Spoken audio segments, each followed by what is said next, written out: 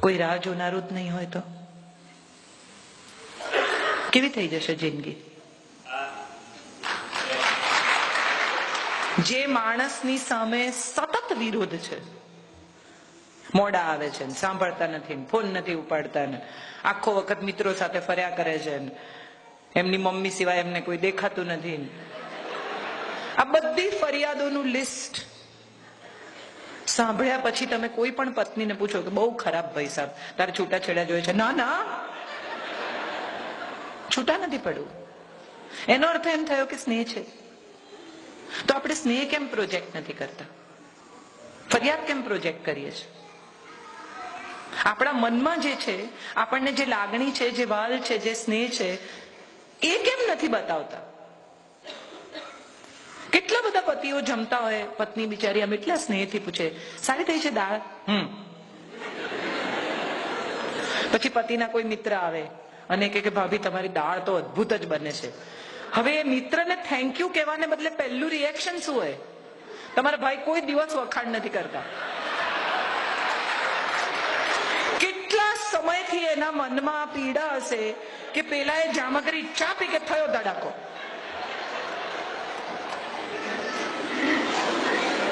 એક પતિ પત્નીના લગ્નને 25 વર્ષ પૂરા થયા એટલે પત્ની સરસ તૈયાર થઈને, ખૂબસૂરત, એકદમ સરસ વાળ અંબોડો બંબોડો વાળી ગુજરાતી સાડી પહેરીને આવીને એને કહ્યું કે હલો. પતિ છાપું વાંચતા હતા એટલે પત્નીએ કહ્યું કે આજે આપણા લગ્નને 25 વર્ષ પૂરા થયા. એટલે પતિએ કહ્યું એટલે પત્નીએ કહ્યું કે આજથી 25 વર્ષ પહેલા હું પરણીને આ ઘરમાં આવેલી, યાદ છે તમને? પતિએ કહ્યું એટલે પત્નીએ કહ્યું બહુ જ શરમાતા, અત્યંત સ્નેહથી કે એ દિવસે તમે મને આઈ લવ યુ કહેલું. એટલે પતિ આમ છાપું સહેજ ખસેડ્યું, પત્નીને જોઈને કહ્યું કે સ્થિતિ એ જ છે, બદલાશે તો કહીશ. કોઈ ચેન્જ નથી. ચેન્જ નથી માટે ઇન્ફોર્મ નહીં કરવાનું. દરેક માણસને ગમતું હોય છે. નાનકડું બાળક 4 લીટી દોરીને લઈ આવે ને આપણને એમ કે જો ગાય, તો આપણે કેટલા આનંદથી જોઈએ છે કે અરે વાહ આટલી ફાઇન ગાય.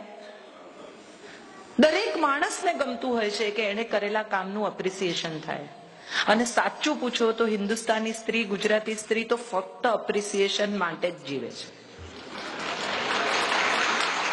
ગમે ત્યાં પહોંચી હોય, ગમે તેટલી સફળ હોય, પણ પતિના શર્ટમાં બટન ટાંકીને દોરો તોડે દાંતથી, એમાં એને જેટલો રોમેન્સ આવે એટલો જગતમાં બીજી કોઈ વાતમાં ના આવે. પતિ ડાયમંડ ના લાવે તો ચાલે, પણ અચાનક એક દિવસ ગજરો લઈને આવે ને તો છુટ્ટા વાળ રાખતી પત્ની પણ આટલી તો આટલી અંબોડી વાળી ગજરો પહેરે. આ પ્રેમ છે, આ અભિવ્યક્તિ છે. આપણે સંસ્કૃતિ જાળવવાના ચક્કરમાં અભિવ્યક્તિ ભૂલી ગયા છીએ.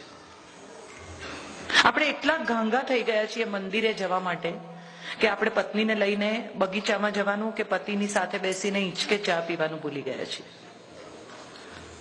સંબંધ તો આ છે, સંસ્કૃતિ તો આ છે. પરસ્પરનો પ્રેમ, પરસ્પરનું વાલ, પરસ્પરની અભિવ્યક્તિ, પરસ્પરનું બોન્ડ. છોકરાઓ ક્યાંય પણ વસતા હોય, સાંજના છેડે માં ફોન કરે એટલે પૂછે શું ખાધું. પરદેશ વસ્તુ હોય, બાળક ભણતું હોય તો માં પૂછે શું જમ્યા. કેમ પૂછે છે? માનું બધું વાલ એના અન્નમાં, એના પ્રેમમાં, એની રસોઈમાં આવી જાય છે. છોકરું બહુ દિવસે ઘરે આવે ને તો સૌથી પહેલા માં એવું કે બહુ વજન ઉતરી ગયું, તને નથી સારું ખવડાવતા. ખરેખર કાંટો વધેલું બતાવતો હોય.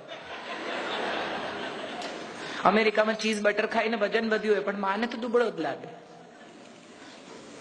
એટલો સ્નેહ, એટલું વાલ આપણે આપણા જીવન સાથી સાથે કેમ નથી ટકાવી શકતા? એ સવાલ મને હંમેશા થાય છે.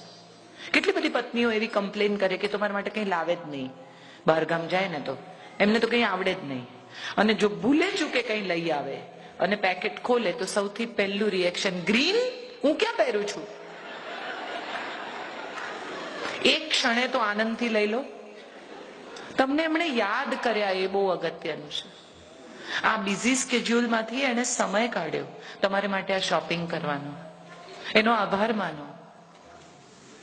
તમને કોઈ યાદ કરે અગત્યનું છે કે તમારા માટે શું લાવ્યા, એ વસ્તુ, એ ટેન્જિબલ થિંગ અગત્યની છે.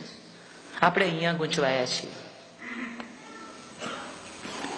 ગુજરાતી સ્ત્રીને અવિનાશ વ્યાસે કેટલી સુંદર અભિવ્યક્તિ આપી. છેલાજી રે મારે હાટું પાટણથી પટોળા મોંઘા લાવજો, સસ્તું નહીં ઉપાડી આવતા. અને જો ખરેખર મોંઘું લાવે તો કે છેતરાયા, આના આટલા હોય જ નહીં. હવે આમ જવું કે આમ જવું? અને આ બધાની વચ્ચે આજે કેટલી જુઓ આપણને મજા આવે છે, આપણે હસી શકીએ છીએ. આ જ વાત ઉપર કેટલી વાર ઝઘડ્યા આવીશું, યાદ કરીએ તો સમજાય. અહીં બેસીને આપણને બધાને મજા પડે છે. આપણે જે વાત પર આટલી આસાનીથી હસી શકીએ છીએ એ વાત પર કેટલી વાર આંખમાંથી આંસુ પડ્યા છે. સુખી થવું એ દરેકના હાથમાં છે. મારું સુખ મારા સિવાય કોઈ મને આપી શકે જ નહીં એ નક્કી છે. મારી એક નવલકથા છે, એક સાંજને સરનામે. એમાં એક છોકરો મળવા આવે છે છોકરીના મા બાપને, અને છોકરીની મા પૂછે છે કે તું એને સુખી કરીશ ને માધવી? ત્યારે છોકરો કહે છે કે હું એને સગવડ આપીશ, હું એને સલામતી આપીશ, હું એને માટે સંપત્તિ ભેગી કરીશ, હું એને સ્નેહ આપીશ, પણ સુખી તો એને જાતે જ થવું પડશે. આપણે બધા બીજા માણસ પાસે સુખની આશા રાખતા થઈ ગયા છે. અને આપણે જેની પણ પાસેથી સુખની આશા રાખીએ છીએ ને એને આપણે અજાણતા જ દુઃખી કરવાનો અધિકાર આપી દઈએ છીએ. કારણ કે સુખ નહીં મળે એટલે આપણે દુઃખી થઈશું.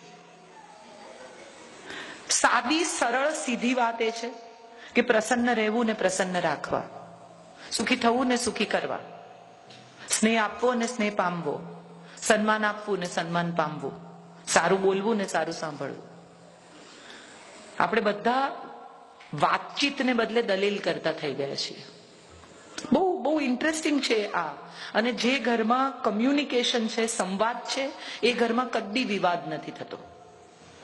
કારણ કે વાત થઈ જાય છે. તમારે જે કહેવું છે તે તમે કહી દો છો, પછી વિવાદની જગ્યા નથી. આપણે બધા દલીલથી શરૂ કરીએ છીએ. એવું કોણે કીધું? દાખલા તરીકે પત્ની એમ કે આ મોજા તમે છે ને ધોયેલા અહીંયા ના મૂકશો, અહીંયા મૂકો. એવું કોણે નક્કી કર્યું? અરે ગૃહિણીએ નક્કી કર્યું, એને આ અનુકૂળ છે. હવે એ વિશે ચર્ચા કરવાનો અર્થ નથી. ઈગો એ જ્યાંથી મેં શરૂ કર્યું હતું ત્યાં હું પાછી આવું છું. એ આપણને આપણું એટલું બધું મોટું ઓઢવાનું અથવા આવરણ થઈ ગયું છે કે આપણી ત્વચા ક્યાંક અંદર ઢંકાઈ ગઈ છે. તમે જુઓ, જેવા પિતા હોય ને એવો જ પુત્ર હોય. સામાન્ય રીતે ડીએનએ ઉતરી આવે, અને એ વાત છે એક મહાભારતથી આવે છે. કોઈ પણ ઋષિ બહુ તપ કરે ને તો ઇન્દ્રનું આસન હલવા માંડે. ઇન્દ્ર મહા ઇન્સિક્યોર છે, માટે એનો દીકરો અર્જુન ઇન્સિક્યોર છે. એને તરત એમ થાય છે કે હું નહીં લડી શકું, મારાથી નહીં થાય, હું નહીં કરી શકું. બીજી તરફ કર્ણ છે, સૂર્યપુત્ર છે. એના કવચ ને કુંડળ